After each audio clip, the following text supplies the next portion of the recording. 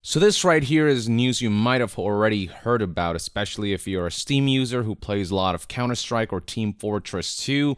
It would seem as though there are some security concerns after the source code of both of those games made their way online due to some disputes within a modding community that led to the source code being leaked, something along those lines, and I'm going to talk about all of that information here, what you need to know. It would seem as though for now the more prudent thing to do would be to stay away from CSGO and TF2, not log into those games until we get the full extent of what all of this entails and what this means as far as security goes. But here's the information that's out there right now. So it all began with a tweet from Steam Database when the official page posted source code for both CSGO and TF2 dated 2017 and 2018 that was made available to Source Engine licensees was leaked to the public today. Obviously, a lot of outlets picked up on that. News began to spread. We did eventually get a response from Valve on the CSGO Twitter page,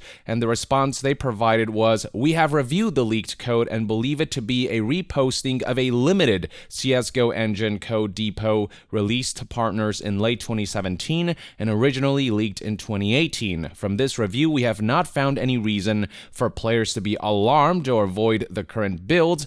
As always, playing on the official servers is recommended for greatest security. We will continue to investigate the situation and will update news outlets and players if we find anything to prove otherwise. In the meantime, if anyone has more information about the leak, the Valve security page next tweet describes how best to report that information." And there is the link for those who have knowledge about all of this and would like to contribute to helping Valve resolve this circumstance. Over the last 30 days, an average of 800,000 players have been playing Counter-Strike Global Offensive, with new record peaks of 1.3 million amidst the ongoing pandemic. A lot of people are staying holed up at home, and so we're seeing record numbers when it comes to people going online to play games. The hope is that this leak, this old piece of source code, doesn't have enough of a tangible effect that it puts all of these players at risk security-wise, but it's hard to say for sure at this point, though Valve says there is no need to be alarmed, but others are saying there are potential avenues in terms of the way this source code could be used to, hack players and the like. I'll get to that in a bit, but as far as Team Fortress 2's Twitter goes, there's no update provided. Actually, quick correction, the Twitter page was recently updated with this post that is basically exactly the same as the one posted in the Counter-Strike Go Twitter page. So it's basically the same statement for both titles. But here's what players are saying. Here's someone from the community who posted on the official Team Fortress 2 subreddit and talked about the potential implications of the leaked files. It reads right here, "Data leak warning. As I'm sure many of you have heard, there has been a recent data breach for Team Fortress 2 and other source games. What does this mean for you? Basically, you're significantly more vulnerable in multiplayer matches. It is definitely possible that someone could install a virus on your machine by just being in the same server. Your items and Steam profile could also be targeted. For your own safety, we would advise that you hold off playing until this problem has been resolved. I do not know how long that will be, but we will keep you posted." And then this post proceeds to answer some frequently asked questions about the best measures to take right now when it comes to playing this game. And the bottom line is basically don't play it right now. You don't have to uninstall it, but just don't log in, especially to private servers, and just take the most prudent steps until more information is learned and until more official announcements are made about, what's secure, what isn't. Here's another post on the official Team Fortress 2 subreddit. The headline reads, "Source code to CSGO and Team Fortress 2 torrent is now unpublic. A couple Valve community-related items relating to leaks that have happened in the past and a unreleased source mod are contained inside this torrent. CSGO source code as of Operation Hydra and TF2 code as of Jungle Inferno are inside."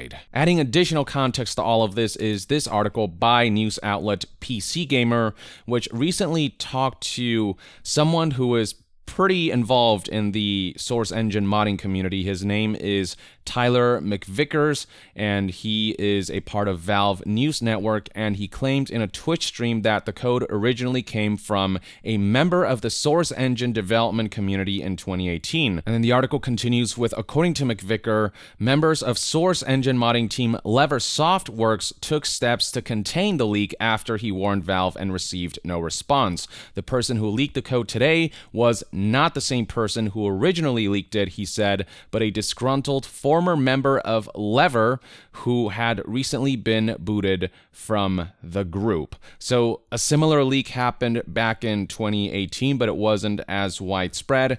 And then now more recently, a disgruntled member of this Lever Softworks modding team decided to leak the code and decided to retaliate as such. And so McVicker added, I did not leak the source code, and in fact, I never had it. So I guess some people assumed it might have been McVicker due to his involvement with the Source Engine development community, his involvement in modding. He added, I was very aware of it, and in fact, the warning signs of the original leak, it was very apparent, and then it did leak sometime in late 2018, and then my little group of Source Engine developers, all on this Lever Softworks Discord server, were discussing the leak and how to contain it, how to keep it from hitting critical mass, how to keep it low-key, essentially.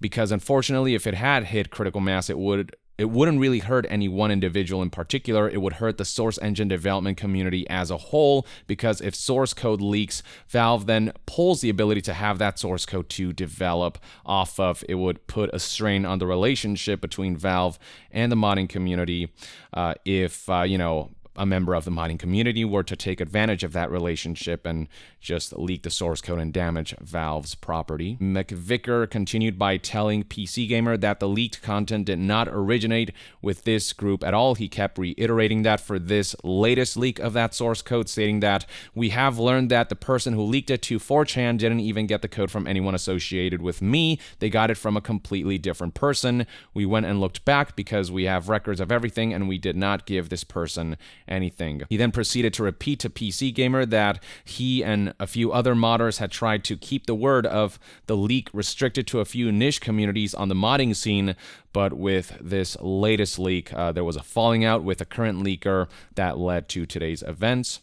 And then here's another quote from him. I never had access to the leaked source code, and I never wanted to access it. I didn't want to touch it at all because I didn't want to be associated with it. I was trying to keep it from leaking because if something of this magnitude leaks, it will hurt many legitimate developers and it will destroy many communities. And unfortunately, the damage is now done. And the real people that are going to be hurt here are Source Engine developers. Now, one upside that McVicker added is that this isn't necessarily a new leak, and so he hopes that the risk to players isn't as bad as it could possibly be. He added this stuff already leaked 2 years ago, and anybody that was deep within the community or anybody that knew the engine enough understood that the code was out there already. So the really professional, nefarious bad actors likely already had access to this code.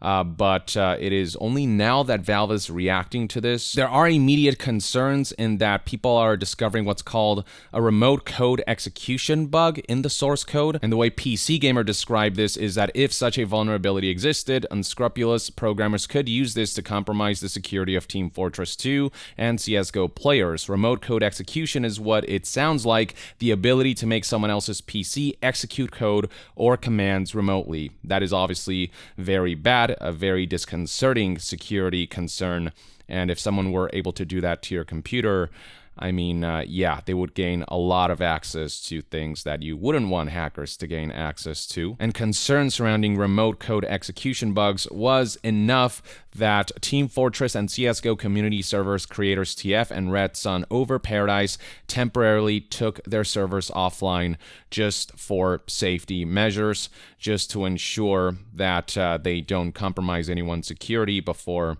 the whole situation is assessed, before they know just what the extent of the damage is with this leak. Here's a statement that was provided in the official Red Sun Discord, which reads, allegedly a remote code execution exploit that could be used to run malicious code on your client has already been discovered, and many more of that kind are likely to come. I recommend you do not play the game at all on online servers until Valve themselves gives us the clear. Valve right now is saying there is no immediate need for players to be alarmed, but they're still investigating, so it is probably prudent to wait until that investigation concludes before these servers kind of get up and running and before players engage with these servers with potential security flaws. And then here we have a statement from Creators TF from Twitter that reads, due to the recent source code leak, we'll be closing our servers for the foreseeable future. This is because of the uncertainty surrounding security of our infrastructure, as well as a potential for damage to be caused to your computer. Now, as far as these remote code execution bugs go, one was apparently found back in 2017 in the source engine, but that was discovered and patched up before that information was made public, whereas in this case, the bug exists before Valve has had a chance to deal with it, and so that is where the security concern lies. Valve hasn't dealt with this particular issue, and this source code is being prominently distributed, and so there are safety concerns surrounding that. It is a different scenario compared to 2017 when Valve was ahead of the curve there. The article concludes by noting that this McVicker fellow has provided all the information he has to Valve's legal team and is helping them handle all of this, but only time will tell how bad the damage is and how Valve will move to resolve this issue should the damage be extensive. But for now, again, just be careful around CSGO and TF2 and private servers and such. Last but not least, here's a Twitter thread from user JC Erizdren, who explained in detail what's going on here. This is another perspective, and a lot of this information matches up with what others have been saying. So here's what that thread reads like. The explanation of every leak from today, April 22nd, 2020. The reason that this leak happened is because one of Tyler's longtime associates was recently removed from Lever Softworks due to problematic behavior, including racism, homophobia, and transphobia.